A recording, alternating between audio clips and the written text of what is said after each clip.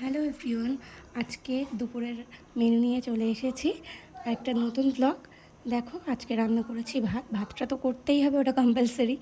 আর করেছি হচ্ছে লাল শাক দিয়ে চিংড়ি মাছ, আর ভেটকি মাছ করেছি আলু দিয়ে জিরে ফোড়ন দিয়ে হালকা করে, কারণ ভীষণ গরম পড়েছে।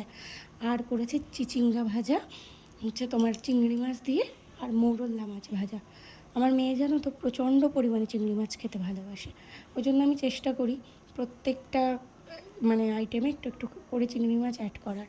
কারণ ও যেহেতু খুব ছোট, 3.5 বছর মতো বয়স, সবজি খাওয়ানোটাও দরকার।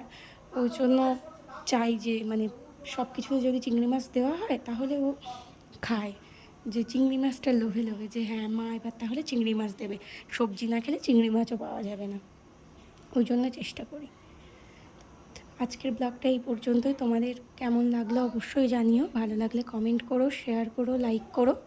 আর তোমরা কেমন ভিডিও আমার কাছে দেখতে চাইছো সেটাও জানিও। আমার ভিডিওগুলো তোমাদের ভালো লাগছে কিনা সেটাও কমেন্ট করে জানিও। ভালো লাগলে অবশ্যই সাবস্ক্রাইব করো।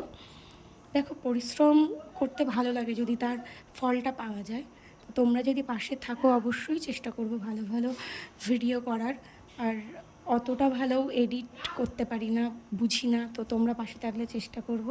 ভালো লাগলে অবশ্যই লাইক করো। টাটা।